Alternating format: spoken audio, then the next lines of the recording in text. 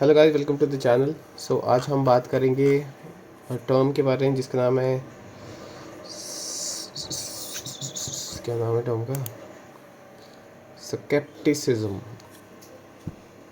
SKEPTICISM। Okay, इसको break down करेंगे कि क्या चीज़ है ये। हमें जो वर्ड आया था, मिला था हमें, फूल्ड बाय रैंडमनेस बुक में।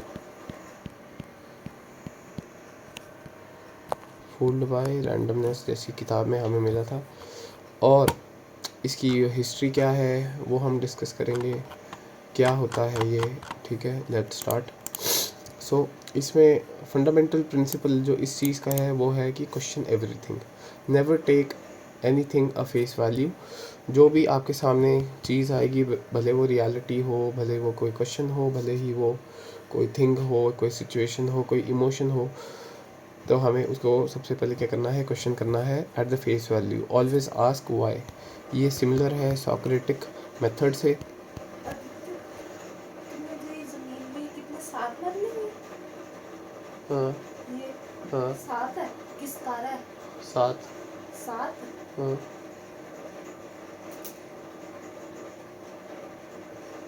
घर वाले ने जमीन देखी यहाँ पे नरवाना में, हाँ। बोला तुमने लेनी है तुम भी ले लो। अच्छा, why and how do you know. और हमेशा क्वेश्चन करना है कि हाउ डू यू नो, कि इस जो इन्फॉर्मेशन है, मतलब नॉलेज है, इस नॉलेज, ये नॉलेज ऐसे ही नहीं बनी, इसके नीचे एक कोई बिलीफ सिस्टम होता है, और बिलीफ सिस्टम हमेशा ही गलत होता है। ठीक है, तो बिलीफ का नेचर ही हमेशा एक फॉल्स नेचर है। तो always always always always question कि जो भी आप नॉलेज है, जो भी आप देख रहे हो, जो भी आप एक्सपीरियंस कर रहे हो, ये पक्का झूठ है। इसलिए हिंदू माइथोलॉजी में रियलिटी को माया बोला गया है। द रीज़न इज़ ओनली क्योंकि ये जो आपके सामने, जो आप अभी आपकी कॉग्निशन के थ्रू आप जो एक्सपीरियंस कर रहे हो, ये एक फॉल्स स्टेटमेंट है। सेम जो माया का कॉन्सेप्ट था वो हमने पिछले लेक्चर में देखा कि जो कांट था उसने इसी के ऊपर जो था अपना क्वेश्चन और रियलिटी क्या है उसको एक्सपीरियंस किया था। तो उसने बताया कि मैं रियलिटी को एक्सपीरियंस कर ही नहीं सकता, क्योंकि रियलिटी जो होती है वो हमेशा गलत ही होती है। ठीक है, क्यों? क्योंकि हमारे सेंसेस के थ्रू जो भी इंफॉर्मेशन जाएगी वो हमारे दिमाग में कुछ ऐसी एक्टिविटीज़ होती हैं जिसको उसने बोला था कि कॉग्निशन के थ्रू होती है, और हमेशा मेरा दिमाग बीच में आता ही है। तो इसने बोला था उस चीज़ को फिनोमिना। ठीक है, PHENOMINA। क्योंकि मैं रियलिटी जान ही नहीं सकता, क्योंकि मेरी सेंसेस, मेरी कॉग्निशन बीच में आ जाती है, तो मेरे को पता ही नहीं रियलिटी क्या है। तो उस फिनोमिना को इसने बोला था नॉमिना। फिर आगे जाके आर्थर शोपेनहावर ने इसको और समझने की कोशिश की थी, तो उसने इस नॉमिना को जो नाम दिया था वो दिया था विल। सेम उसने आगे एक बुक निकाली थी 1818 में, 1818 में, जिस बुक का नाम उसने दिया था विल एंड रिप्रेजेंटेशन। विल क्या मतलब है, जो हमारी इनेट है, और रिप्रेजेंटेशन का मतलब कि जो हमारा दिमाग आगे जाके पिक्चर बनाता है, उसको बोला था इसने रिप्रेजेंटेशन। ठीक है, ये हम आउट ऑफ द टॉपिक गए, क्योंकि आपको साथ में लेके चलेंगे उतना ज़्यादा सही रहेगा। Next, first point, second point, and आज अब हम करेंगे third point. Evidence base, rely on imperial evidence rather than authority, tradition और पर्सनल बिलीफ। अब स्केप्टिसिज्म का मेन फाउंडेशन है कि ये एविडेंस बेस होती है। इसका मतलब ये है कि ये रिलाई करती है किस पे, एम्पीरियल एविडेंस पे, एम्पीरियल एविडेंस पे, रैदर दैन कि वो किसी एक अथॉरिटी को क्वेश्चन करे, ट्रेडिशन के, या फिर आपके कोई एक पर्सनल बिलीफ्स को क्वेश्चन करे। Next, number 4, critical thinking. Critical thinking, ठीक है। Analyse information objectively. इसमें क्या होता है कि हम एनालाइज करते हैं इंफॉर्मेशन को ऑब्जेक्टिवली। ऑब्जेक्टिवली का क्या मतलब है कि हम उसको अपने पर्सनल बिलीफ, वैल्यूज़ और मॉरल्स के बेस पे नहीं करते, हम उसको ऑब्जेक्टिवली देखते हैं, मतलब एज अ होल। जैसे एक गेस्टाल्ट साइकोलॉजी है, ठीक है। गेस्टाल्ट साइकोलॉजी में ये बताते हैं कि हमेशा जो रियलिटी होती है वो ऑब्जेक्टिव बेस होती है rather दैन सब्जेक्टिव। पर अगर आप इंडिविजुअल लेवल पे बात करें तो हर एक इंडिविजुअल की अपनी एक सब्जेक्टिव रियलिटी होती है, ठीक है। जब तक वो अपनी इंडिविजुअल रियलिटी को बर्स्ट नहीं करेगा वो एक नई डायमेंशन पे नहीं पहुंचेगा। सो ये जो स्केप्टिसिज्म है ये एक रोड है, एक टूल है, एक इंस्ट्रूमेंट है जिसके थ्रू आप ब्रेकआउट करोगे मेंटल बैरियर्स को, ताकि आप रियलिटी को एक्सपीरियंस कर पाओ और एक नए इन्वायरमेंट में जा पाओ, ठीक है। Open mindedness by, next point, open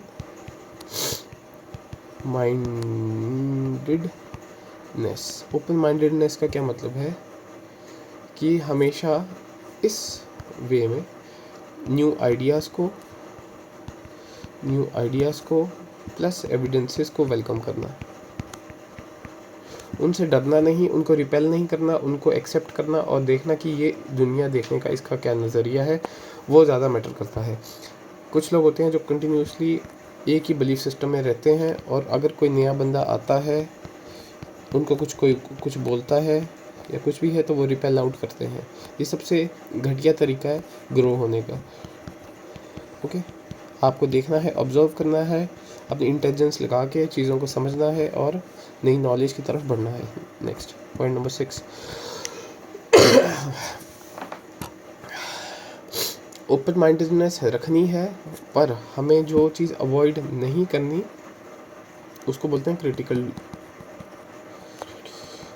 thinking, ठीक है। ये डेवलप विद टाइम के साथ होती है। नब आता सिक्स पॉइंट हम डिस्कस करेंगे, फैलिबिलिज्म का मतलब है recognize the limitation of human knowledge and the possibility of errors, कि हमें ये चीज़ रियलाइज़ करनी है कि हम जो ह्यूमंस हैं वो गलत है, हमारे पास एक लिमिटेड कैपेसिटी है और हम गलतियाँ करते हैं और हमें वो एक्सेप्ट करना है कि हम जो गलतियाँ करेंगे वो पार्ट ऑफ द प्रोसेस है, ठीक है। अब इसमें जो है इसे फंडामेंटल्स हमने अभी डिस्कस किए, ये यहाँ पे थे फंडामेंटल्स, ठीक है, फंडामेंटल प्रिंसिपल, ठीक है। अब हम जो यहाँ पे डिस्कस करेंगे वो करेंगे कोर एटीट्यूड, ठीक है, कोर एटीट्यूड, ठीक है। कोर एटीट्यूड का मतलब है कि अब स्केप्टिसिज्म का हमने आउटर सरफेस डिस्कस कर लिया, अब हम कोर वैल्यूज़ की, ये तो है ही है कि हम इसमें क्वेश्चन करते हैं, क्रिटिकल थिंकिंग करते हैं, ओपन माइंडेडनेस रखते हैं, ठीक है। और अपने ह्यूमंस की हम ये चीज़ जानते हैं कि हम गलत हो सकते हैं, ठीक है, कि हम में एरर परफॉर्म कर सकते हैं और एरर ही जो है वो पार्ट है, मिस्टेक ही है, जो मिस्टेक्स के थ्रू ही हम आगे बढ़ेंगे और नई नॉलेज को एक्वायर करेंगे। जैसे 9 डॉट प्रॉब्लम थी, मैंने पिछले लेक्चर में कवर किया है, अगर नहीं है तो आप जाके देख सकते हो कि 9 डॉट प्रॉब्लम क्या चीज़ है। तो हमेशा जो कोर एटीट्यूड जो एक बंदे का स्केप्टिसिज्म परफॉर्म करते टाइम होना चाहिए, सबसे पहले एक तो होना चाहिए डाउट का मतलब क्या है, maintain a heavy level of doubt even about a well establish belief. कोई भी बिलीफ है आपका जितना मर्जी स्ट्रांग हो, आपको लगता है कि स्ट्रांग हो, उसको हमेशा डाउट करना। नेक्स्ट क्यूरियोसिटी, क्यूरियोसिटी का मतलब है कि be inquisitive and seek knowledge but avoid dogmatic conclusions. हमेशा नॉलेज की तरफ भागना, क्योंकि ह्यूमन नेचर ही होता है, हम पैदा ही क्यूरियस होते हैं, ये इनेट वो होती है, प्रॉपर्टी होती है, जैसे शोपेनहायर और सिगमुंड फ्रॉइड ने डिस्कस की थी। एंड बी इंक्विजिटिव का मतलब क्या होता है, इंक्विजिटिव का मतलब है कि हमेशा इतना ज़्यादा उसको डीप में जाने की कोशिश करना कि हमें चीज़ें समझ आए और इंटरेस्टिंग थिंग लगे, और इंटरेस्ट से ही हम उसको देखें, मतलब उसको कभी रिपेल आउट ना करें अपने प्री एग्जिस्टिंग बिलीफ के साथ। ठीक है, नेक्स्ट आपका एटीट्यूड जो होना चाहिए स्केप्टिसिज्म परफॉर्म करने के टाइम, वो है ह्यूमिलिटी। ह्यूमिलिटी एक्नॉलेज करना कि हमारा जो एक लिमिट है हमारी खुद की अंडरस्टैंडिंग की, और हमें दूसरों से सीखना आना चाहिए। ठीक है, and willing to learn from others. Next independence.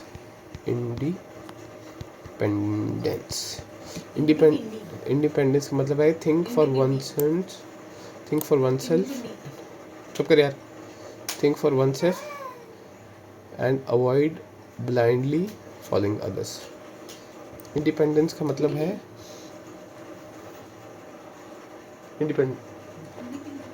इंडिपेंडी का मतलब है think for one self and avoid blindly following others. ठीक है, नेक्स्ट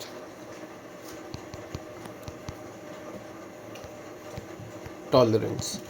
टॉलरेंस का मतलब है कि रिस्पेक्ट डाइवर्स व्यू पॉइंट, कि हमें जो है रिस्पेक्ट करना चाहिए डाइवर्स व्यू पॉइंट को, और even if disagree with them, भले ही हम जो कोर लेवल पे डिसएग्री करते हैं इन सब चीज़ के साथ। ठीक है, अब ये है इसका कोर एटीट्यूड। नेक्स्ट आएंगे कि इसका प्रैक्टिकल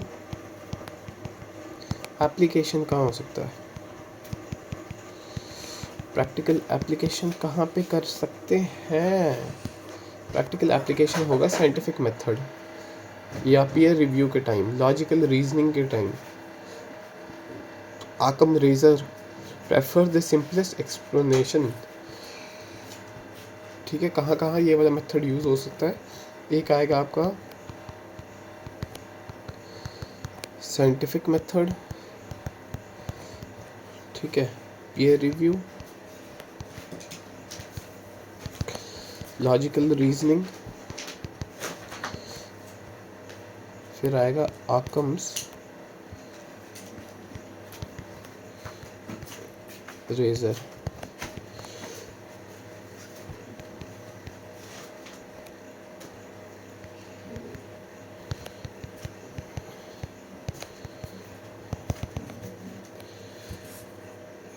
बेजियन थिंकिंग क्या होती है कि update belief in light of new evidence. Bayesian thinking हम इसके ऊपर अलग एक वीडियो बनाएंगे, क्योंकि ये वाला टॉपिक मैंने अभी नहीं पढ़ा था और अभी पढ़ेंगे, देखते हैं क्या होता है, मज़ा आएगा। Considering the prior probability and strength of update करना। अब इसका मतलब क्या होता है कि update belief in light of new evidence, जैसे ही नया एविडेंस आए तो हमें अपने बिलीफ को अपडेट करना है। ठीक है, अपडेट जो है ना ये खुद होता रहता है, आपको स्पेशली करने की जरूरत नहीं। Consider the prior probability, considering the prior probability and strength the evidence.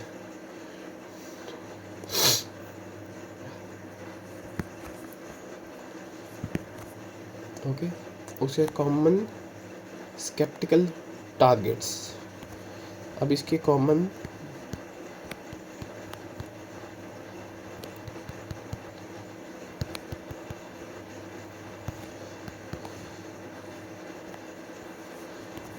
Sceptical targets हैं इसके सूडो साइंस को ब्रेक करने में। ठीक है, मिथोलॉजी और ये सब जो बकवास चीज़ें दिमाग में डालते हैं, भूत प्रेत फलाना टमकाना, ठीक है, ये सब चीज़ें, इन सब को ब्रेक करना। कुंडली, एस्ट्रोलॉजी, ये इन सब बकवास जो ओल्ड डेटेड जो चीज़ें एग्जिस्ट कर रही हैं, ठीक है, इन सब में नहीं मानना। ठीक है, हमेशा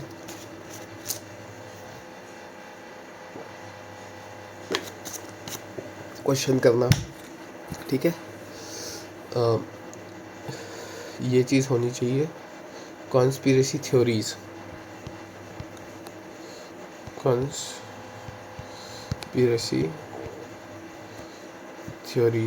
कॉन्स्पिरेसी थ्योरीज में आप स्केप्टिसिज्म जैसे टूल का यूज़ कर सकते हो।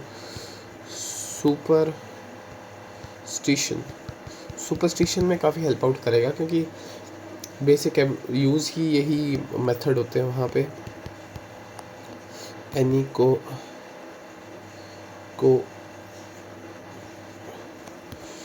इसको बोलेंगे हम एनिक्डोटल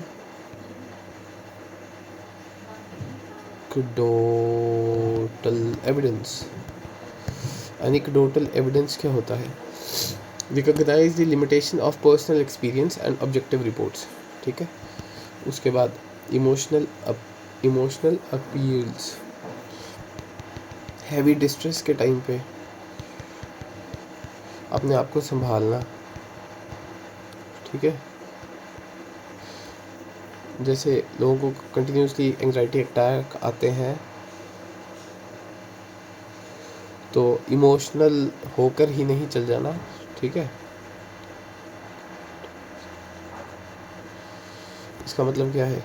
इसका मतलब ये है कि जब भी इमोशनल डिस्ट्रेस आए, जब भी बहुत ज़्यादा लगे कि दिमाग में भर गया इमोशंस है, तो उस टाइम पे स्केप्टिसिज्म का यूज़ करना और अपने आप को वहाँ से निकालना और फोकस करना कि मैं वहाँ से बाहर आ सकता हूँ। इसको बोलते हैं focusing on rational argument.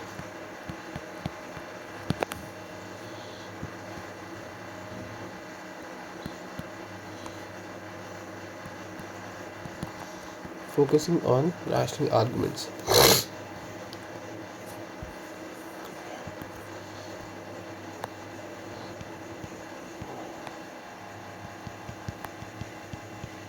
Additional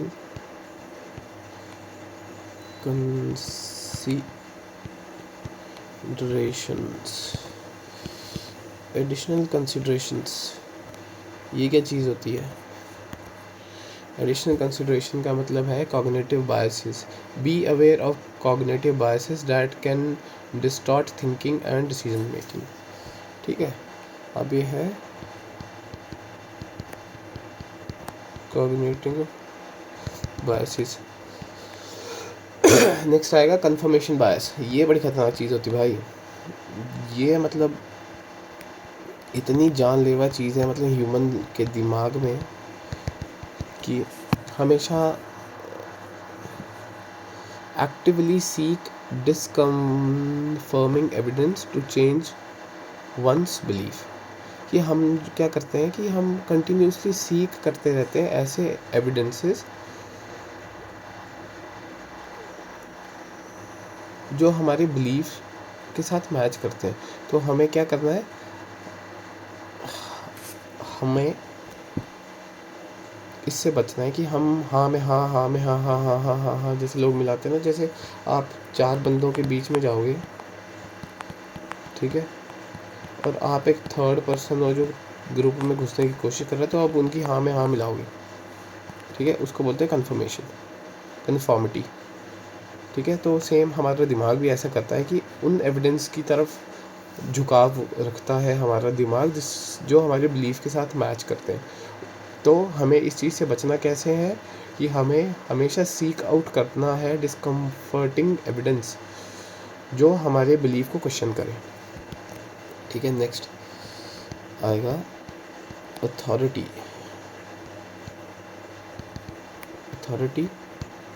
bias. Authority बायस का मतलब क्या होता है? Authority bias, don't blindly accept claims from expert और अथॉरिटी। फॉर एग्जांपल, ये भी एक बहुत खतरनाक चीज़ होती है। फॉर एग्जांपल, हम नेचुरली बायोलॉजिकली प्रोग्राम्ड है उन लोगों की सुनने के लिए जिनको लगता है कि वो अथॉरिटी पे हैं। ठीक है, कि हमसे बड़े हैं, हमें ज़्यादा पता है, हमसे ज़्यादा पता है, तो उसको बोलते हैं अथॉरिटी बायस। तो कभी भी ब्लाइंडली एक्सेप्ट नहीं करना है उन लोगों को या फिगर्स को या फिर कॉन्सेप्ट्स को जो आपको लगता है कि आपसे ऊपर है। ठीक है, अथॉरिटी बायस से बचना है। दूसरा आता है ग्रुप थिंकिंग। ग्रुप थिंकिंग क्या चीज़ है? Group thinking resist the pressure to conform the group opinion. अब इसमें क्या है, रिस्ट्रिक्ट करना है अपने आप को कि आप कंफर्म करो कि अगर 10 लोग यही चीज़ सोच रहे हैं, जैसे फॉर एग्जांपल एक बहुत अच्छा एक्सपेरिमेंट था कि 4 लोग जो हैं वो एक पेड़ के पास में आके, जैसे एक पेड़ है फॉर एग्जांपल, यहाँ पे एक पेड़ है, एक बंदा आता है, वो पेड़ को हाई बोलता है और यहाँ से निकल जाता है। तो यहाँ पे एक अननोन बंदा बैठा होता है जो इन सबको देख रहा होता है। फिर एक और आता है, वो भी पेड़ को हाई बोलता है, वो भी निकल जाता है। और ये भी यहाँ पे आता है, तीसरा बंदा, वो भी हेलो बोलता है, निकल जाता है। चौथा आता है, वो भी हेलो बोलता है, निकल जाता है। तो ये जो बंदा है ना, इसको डिस्कम्फर्ट होने लग पड़ता है कि यार मैं, इसको पीयर प्रेशर टाइप सी सिचुएशन आती है, इसको ग्रुप थिंकिंग बोलते हैं। ठीक है, तो ये भी जाता है, पेड़ को हेलो करता है और यहाँ निकल जाता है। मतलब इतना ज़्यादा इसको एक ग्रुप के साथ फिट इन होने के लिए बंदा कितनी हद तक जा सकता है, तो उसको बोलते हैं ग्रुप थिंक। अगर आपको ऐसे रोल्स पे जाना है जहाँ पे अथॉरिटी मैटर करती है, जहाँ पे आपकी टेस्ट करी जाएगी कि आप कितना ज़्यादा लोगों से अलग सोच सकते हो, अपने आप को एक ग्रुप में फिट नहीं होते, वहाँ पे आपको ये चीज़ जो है वो यूज़ करनी है। Stick the pressure to conform the group opinion and think independently. आपको दूसरों के ग्रुप के साथ हाँ में हाँ नहीं मना ली, और थिंक जो करना है वो इंडिपेंडेंट करना है। इसलिए 0.0001% ही सक्सेस रेशो क्यों है यूपीएससी जैसे एग्ज़ाम है, क्योंकि लोग ना इन बायसेस में आ जाते हैं और एग्ज़ाम फेल करते हैं, और अपनी इंडिपेंडेंट जो एक होता है ना कि हाँ वो कर सकते हैं, वो चीज़ नहीं हो पाती। नेक्स्ट, फॉल्स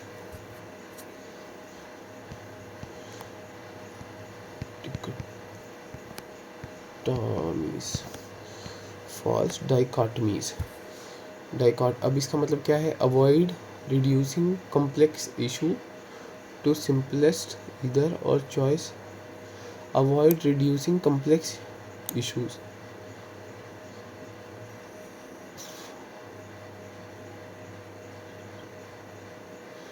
हमेशा अवॉइड करना है या आप जो कॉम्प्लेक्स, हाँ ये मेरे साथ बड़ा होता है फॉल्स डाइकॉटमी। इसके ऊपर हम पढ़ेंगे और कोशिश करेंगे। इसको फॉल्स डिलेमा भी बोलते हैं। ठीक है, जैसे क्या होता है कि कोई चीज़ बहुत ज़्यादा कॉम्प्लिकेटेड लग रही है ना, तो हम जाके उसको कुंजी से पढ़ लेंगे, चैट जीपीटी से निकाल लेंगे। तो इससे क्या होता है कि हम अपना कॉग्निटिव लोड जो है वो कम करना चाहते हैं, पर उससे ज़रूरी नहीं कि चीज़ जो है क्लियर आउट हो। तो हमेशा कोशिश करनी है कि हमें रिड्यूस ना करें कोई कॉम्प्लेक्स चीज़ को, और हम उसके तह तक जाएं, अंदर जाने की कोशिश करें, ताकि हमें सिंपल सोल्यूशन की तरफ जाना ना पड़े, शॉर्टकट ना लेने पड़े, क्योंकि शॉर्टकट से क्या होगा कि और प्रॉब्लम आएगी। मेहनत का कोई अल्टरनेटिव नहीं है, वो तो करनी ही पड़ेगी। ठीक है, scepticism and society. Next topic जो हम डिस्कस करेंगे वो है scepticism, SKEPTICISM, scepticism and society. ठीक है, लोग प्रेफर करते हैं कि वो छोटी छोटी कुंजियाँ पढ़ लें, छोटी छोटी बुक्स पढ़ लें, छोटे छोटे कोई ऐसी चीज़ कर लें जो आसान हो, पर कोई फ़ायदा नहीं होगा उस चीज़ का। आपको लाज बड़ी बड़ी किताबें पढ़नी ही पड़ेगी, बिना उसके कुछ नहीं होगा। ठीक है, क्रिटिकल, ठीक है, जिसको बोलते हैं critical media literacy, evaluate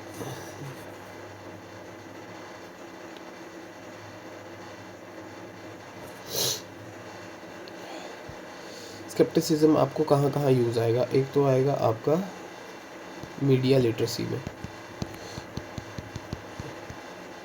media literacy में कैसे कि आप जो कर पाओगे, इवैल्यूएट कर पाओगे न्यूज़ को। मैं टीवी नहीं देखता, मेरे घर पे कोई न्यूज़पेपर नहीं आता, क्योंकि मेरे को बड़ा बोरिंग लगता है, और वो पहले से ही एक बायस्ड इन्फॉर्मेशन होती है जो पीछे से फ़िल्टर होके आती है। इट्स बेटर कि मैं खुद अपनी तरफ से रिसर्च करूँ और पढूँ, ताकि मैं इंफॉर्मेशन को अच्छी तरह क्रिटिकली एनालाइज कर पाऊँ।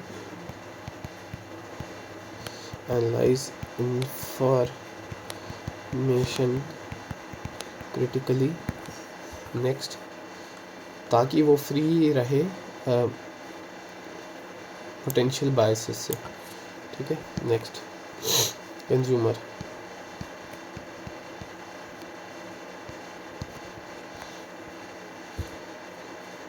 बी अ कि आपको एक बी अ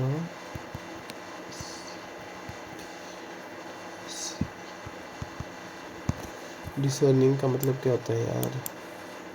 डिसर्निंग, डिसर्निंग का मतलब हैविंग, हाँ डिसर्निंग, डिसर्निंग का मतलब होता है गुड जजमेंट।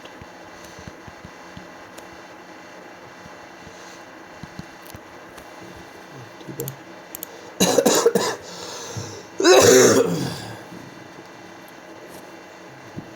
ताकि आपको एक अच्छा कंज्यूमर बनने में हेल्प आउट करेगा।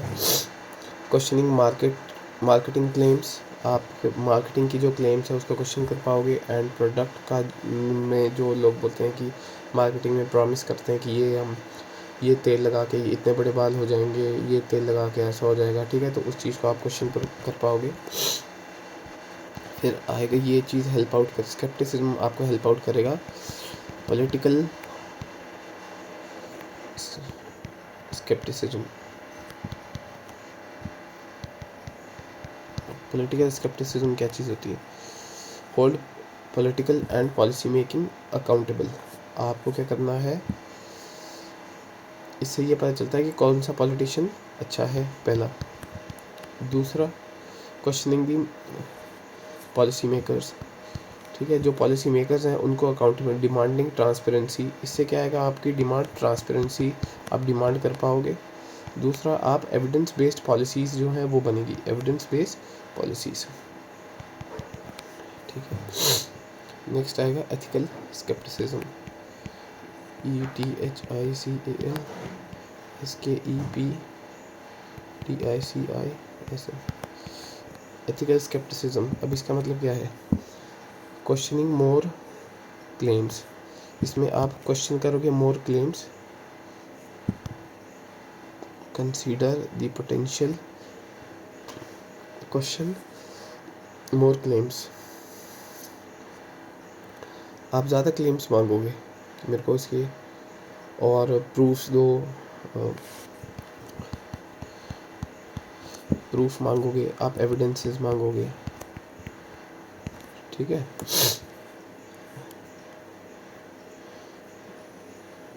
आप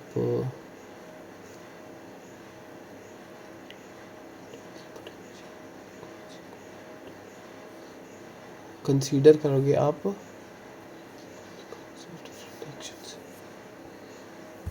consider potential consequence of different actions, आप पोटेंशियल कॉन्सिक्वेंस, जैसे कोई एक्शन होगा ना, उसके आप डिफरेंट कॉन्सिक्वेंस स्टडी करने में आपको हेल्प आउट होगी, ठीक है। जैसे फॉर एग्ज़ाम्पल हम स्टार्ट करते हैं कि जैसे मैं यहाँ से गया हूँ बैंक,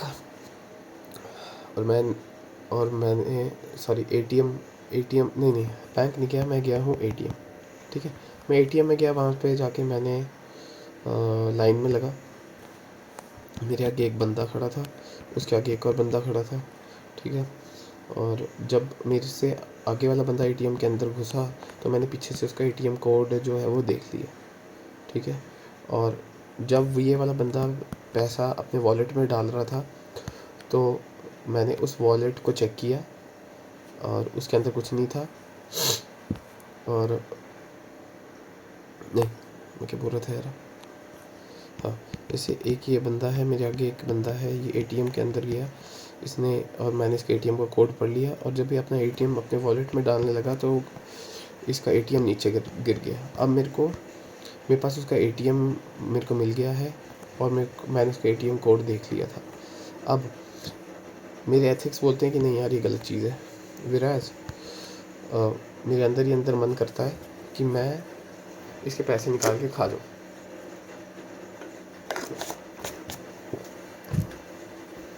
ठीक है। तो मैं गया, मैंने क्या किया कि कोशिश करता हूँ कि इसके मैं पैसे खा लेता हूँ। अगर मैंने इसके पैसे निकाल लिए तो उसके क्या क्या कॉन्सिक्वेंसेस आएंगे।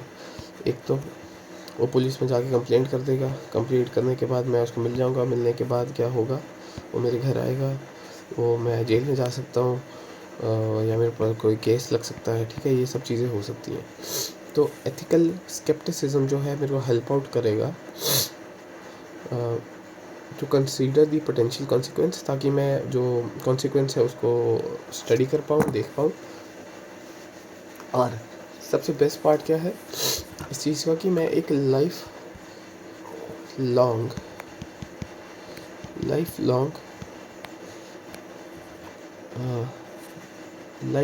लर्निंग रहेगी मेरे को।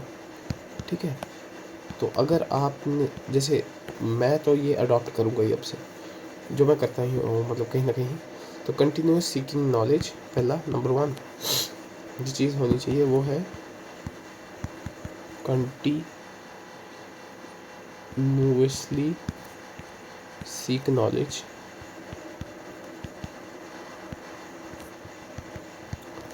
Number B, challenge your beliefs. Challenge your own beliefs. ठीक है, ये हेल्प आउट करेगा ही करेगा इन दी लॉन्ग रन आपको नई चीज़ सीखने में और समझने में। आई होप आपको मज़ा आए। Thank you.